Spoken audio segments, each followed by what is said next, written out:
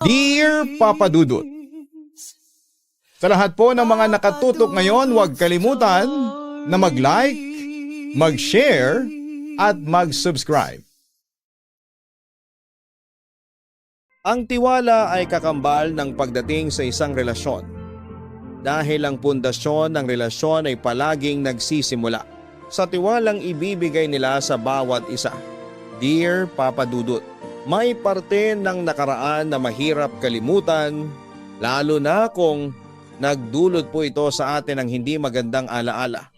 Wala tayong ibang pwedeng gawin kung hindi ang umusad kahit mahirap para sa atin.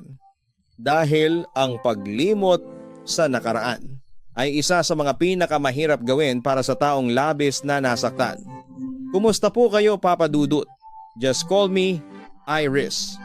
36 years old at nagtatrabaho bilang subject matter expert sa isang kumpanya dito sa Pasig. Naging avid listener ninyo ako nang pumasok ang pandemya. 2 taon din kasi akong naging work from home, kaya palagi ako nakatutok sa inyong YouTube channel. Ngayon lang din ako naglakas ng loob na sumulat dahil gusto ko nang magbigay ng aral at inspirasyon. Ang kwento ko. Papa Dudut, mahigit 3 taon na kaming magkarelasyon ni Greg nang magkaroon kami ng anak. Jana ang pangalan niya at lumaki siyang mabait at malambing na bata. Kahit may anak na kami at nagsasama sa iisang bahay ay hindi pa rin kami nagpapakasal ni Greg. Mas inuuna kasi namin ang iba pang gastusin kagaya na lamang ng para sa pag-aaral ni Jana. Kaya lang habang lumalaki ang anak namin, hindi maiwasan ang magtanong siya tungkol sa sitwasyon ng aming pamilya. Ang sarap ng ulam ginisang tahong, wika ni Greg nang may paghain ko na siya ng pagkain. Si Mama ang nagluto niyan. Siya rin ang bumili ng tahong sa palengke kanina. Sinama niya raw si Jana at tuwang-tuwa ang anak natin kasi nakapamasyal siya sa palengke. Pagkukwento ko. Ang tagal na rin pala nating hindi lumalabas sa linggo. Mamasyal naman tayo sa mall at manood ng sine. Ang wika pa ni Greg. Naku, siguradong magtatalo na naman sa tuwa ang anak natin. Wika ko. Naging busy kasi ako sa trabaho. Panay overtime namin kahit weekend, kaya pagod talaga ako. Ayos lang, honey. Naiintindihan naman ng anak natin, ang sabi ko naman. Kahit na medyo malungkot siya kanina. Nagpadala kasi ng family picture yung isang subject teacher nila kanina.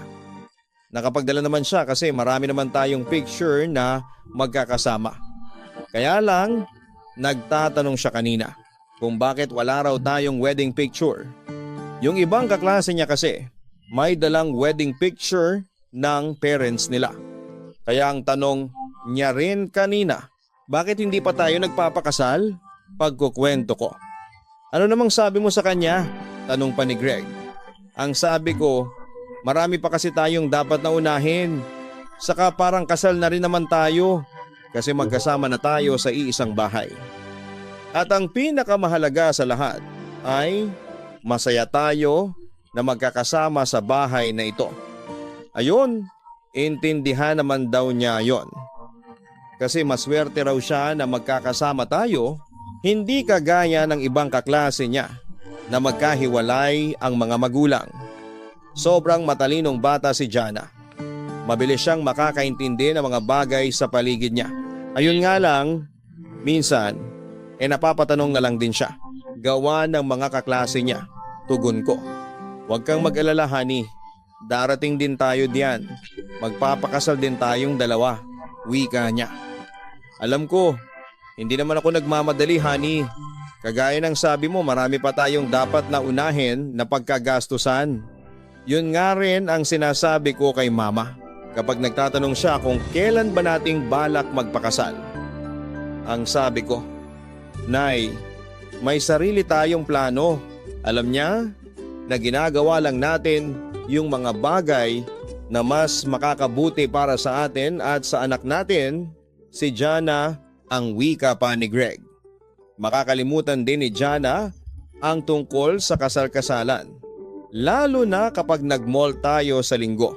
Dagdag ko pa. Sandali lang honey, ikukuha lang kita ng juice sa ref, ang sabi ko. Papa Dudut, pareho kaming hindi handa ni Greg nang dumating si Jana sa buhay namin. Ang gusto nga sana ng mga magulang ko ay magpakasal na kami bago ko ipanganak noon si Jana. Sumang-ayon naman din noon ang mga magulang ni Greg. Pero nang sabihin ni Greg na dapat naming unahin ang pangangailangan ng bata, pumayag na rin ako.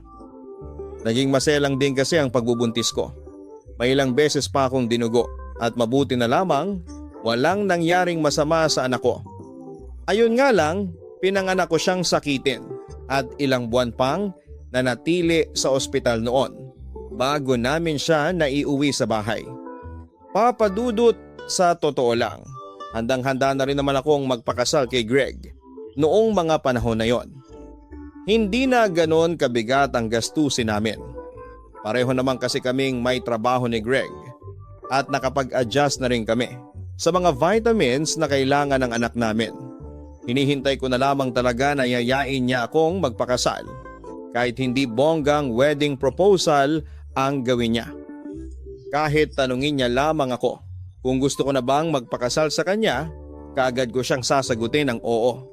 Pero noong mga panahon na yon, mukhang wala pa talaga sa isipan ni Greg ang maging tunay kaming mag-asawa. Papa Dudut, girl, huwag kang mawawala sa team outing natin next week ha. Sagot na raw ng account natin ang foods and accommodations doon sa beach resort na pupuntahan natin. Wala tayong ibang gagastusin kung hindi ang pambili ng swimsuit natin, friend. Excited na nga ako. Sobra. Sabi sa akin ng katrabaho kong si Dante. Pasa ko dyan, Dante. Tugon ko naman. Ha? Bakit? Sayang naman yung body shape mo kung hindi mo susuotan ng sexy na swimsuit sa outing natin. Kaya nga nagja-jogging tuwing madaling araw para lalo kang sumexy. Tapos hindi mo ipagyayabang yan. Kung gusto mo, ako na lang ang bahala sa swimsuit mo. Ibibili kita ng bagay sa'yo, ang sabi pa niya. Thank you, pero pass talaga ako. Alam mo naman na ayaw ni Greg na nagsusuot ako ng sexy na swimsuit. At saka hindi rin naman ako papayagan na sumama sa team outing natin. Tugon ko naman. Isa pa yan.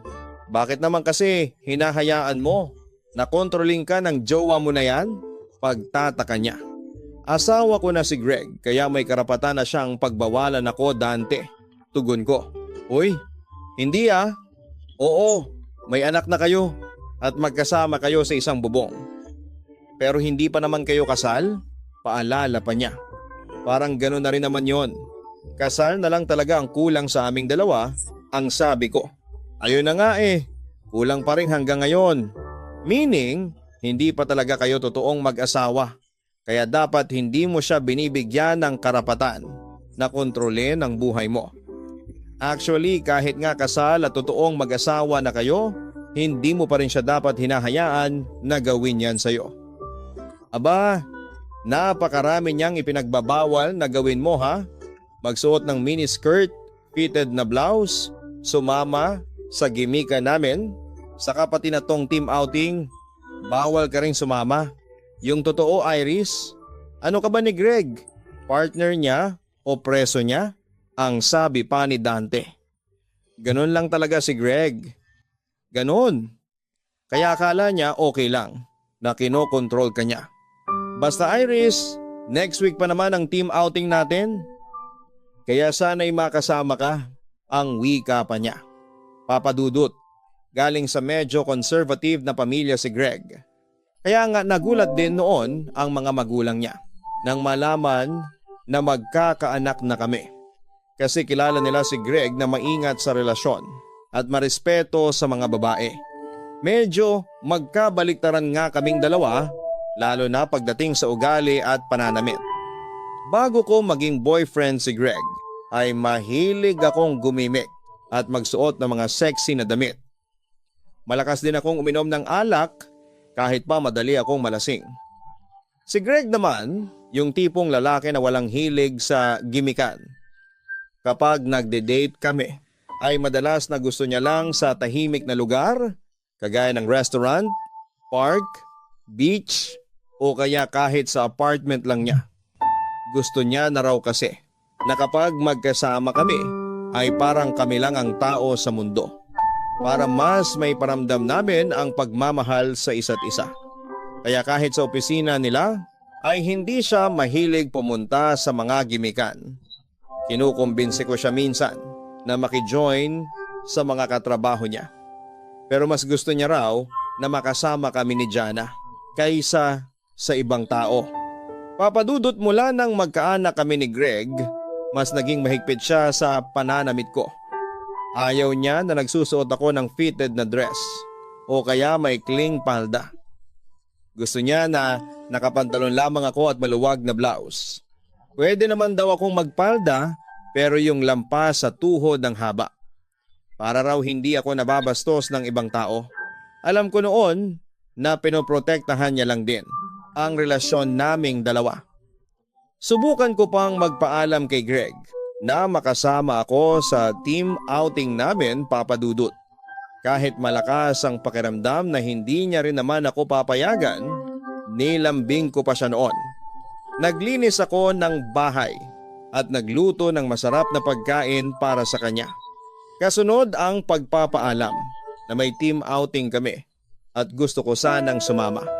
Pero kagaya nga ng inaasahan ko ay hindi niya ako pinayagan. Sinabi niya na wala naman daw akong mapapala kung sasama ako sa team outing na yon at baka may ibang katrabaho pa raw ako na pumorma sa akin. Kaya sa pagtalunan namin ng bagay na yon ay hindi na nga lang ako sumama sa mga kaopisina ko. Papa Dudut, grabe, ang ganda naman ng miniskirt nito. Wika ko nang mabuksan ko ang regalo sa akin ni Dante na miniskirt. Ang ganda ng kulay?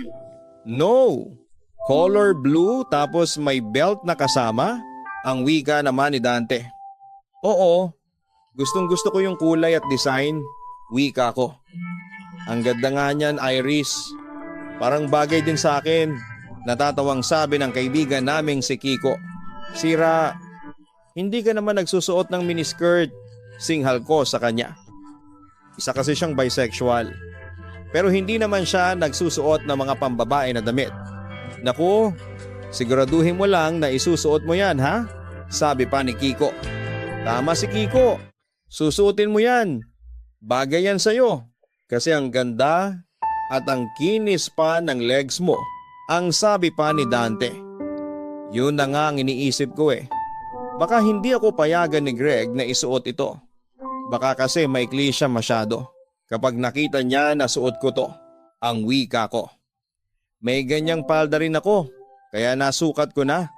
2 inches above the knee lang yan. Kaya siguradong mapapansin na yan ng jowa mo, ang wika pa ni Dante sa akin. Iris, hindi sa lahat ng oras.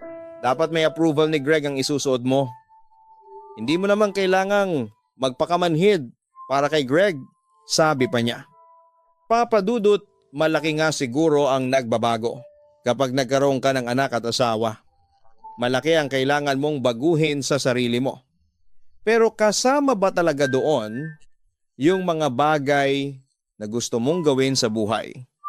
Kagaya nga ng nabanggit ko kanina, ay mahilig talaga akong magsuot ng mga sexy na damit. Hindi naman yung sexy na tipong mababastos na ako. Gusto ko lang talaga na medyo fitted sa katawan ang dress o blouse, saka maikli ang palda ko na hindi lalampas sa tuhod. Mas magkakaroon kasi ako ng confidence sa sarili ko sa ganong pananamit. Na ginagawa ko nung wala pa akong anak ay sinasabihan na ako ni Greg na iwasan ang mga ganong damit.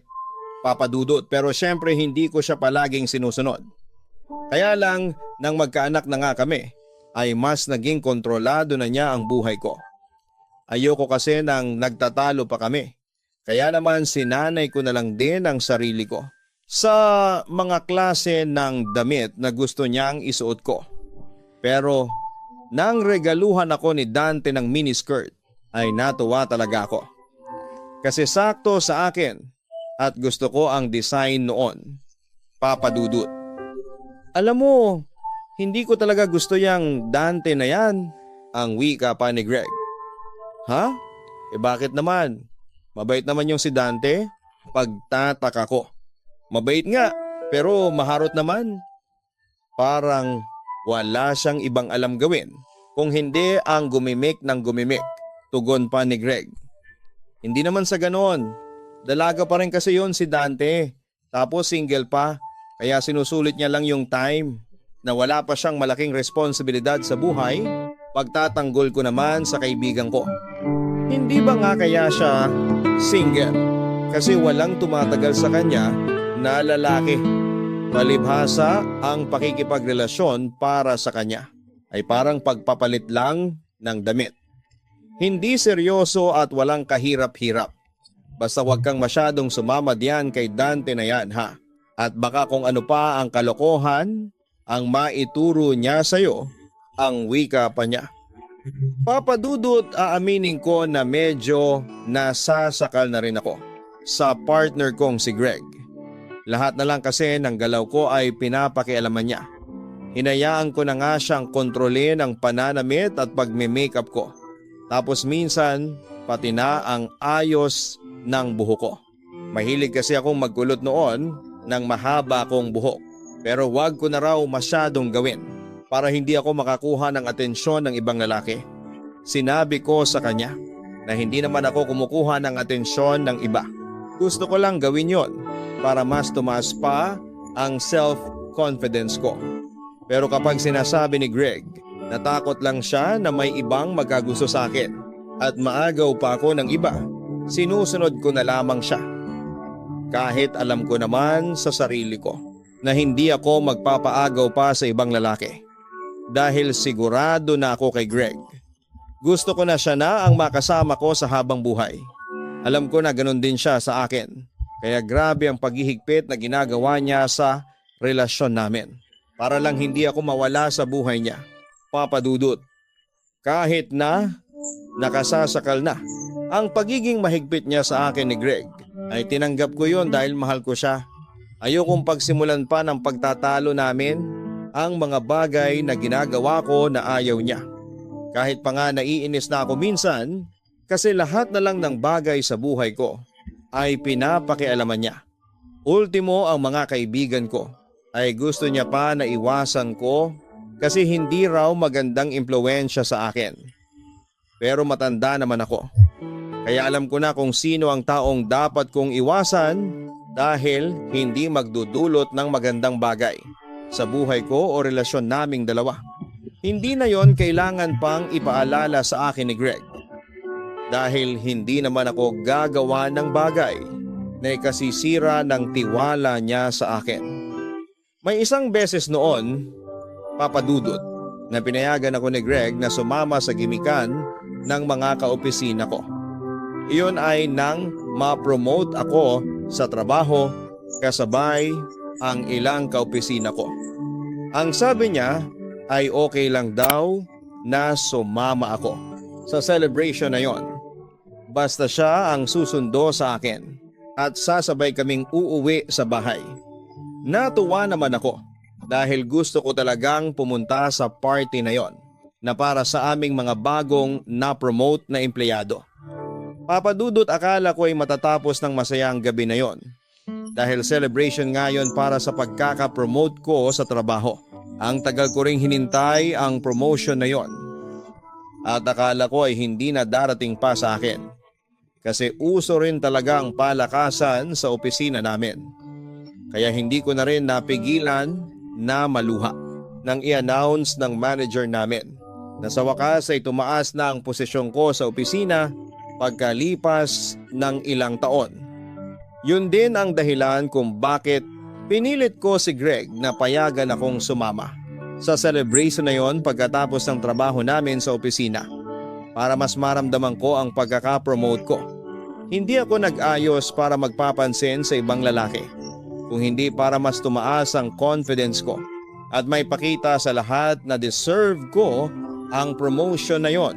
Pero nasira ang gabing yon dahil sa partner kong si Greg.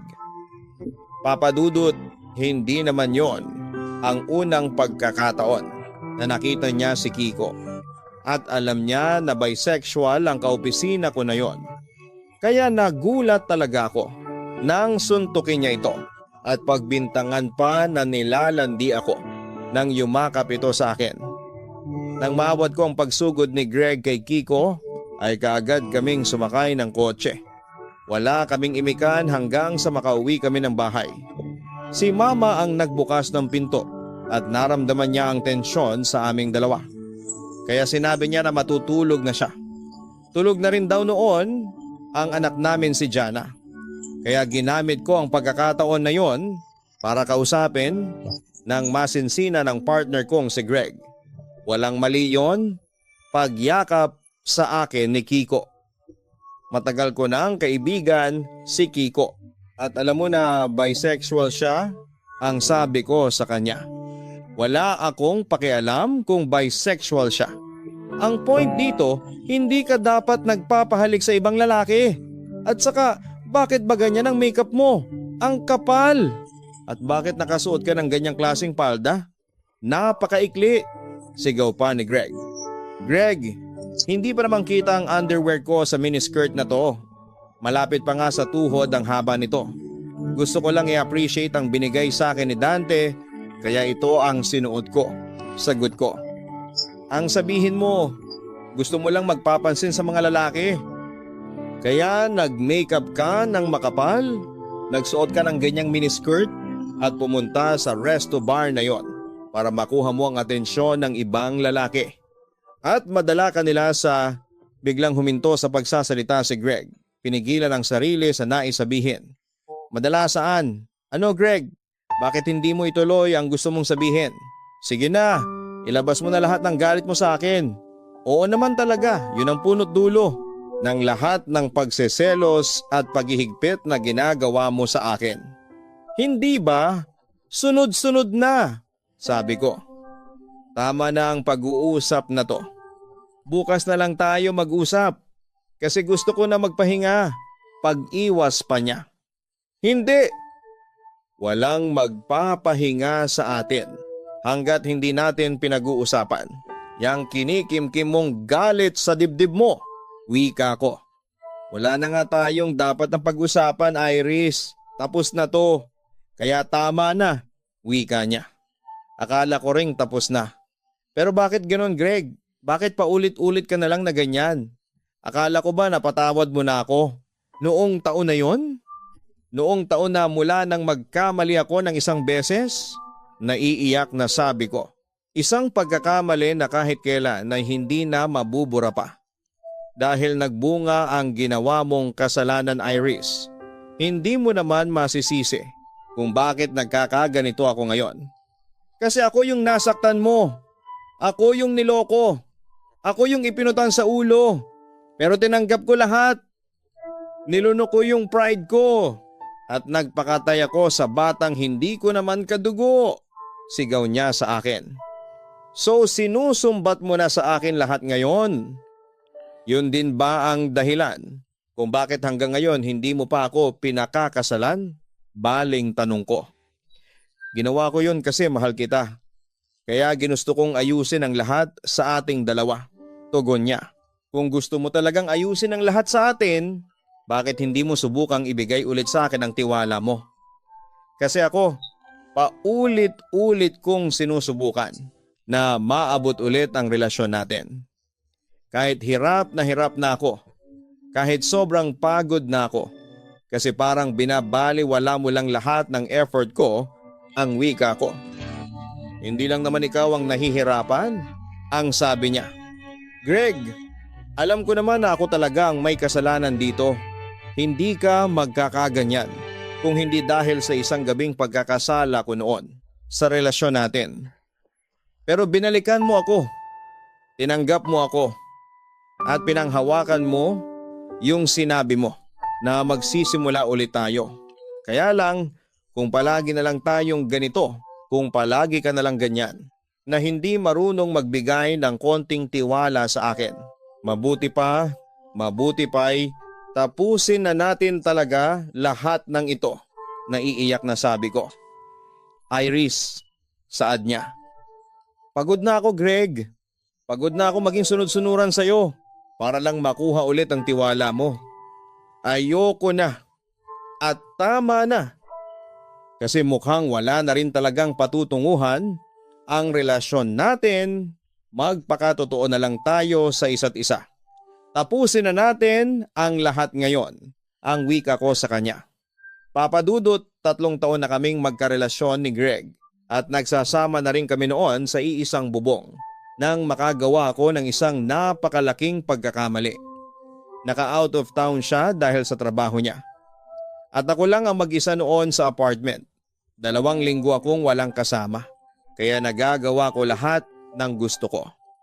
Sumakto noon na nagbakasyon ang malapit sa amin na best friend ko noong high school na si Mila. Galing siya sa US, certified na gimikera.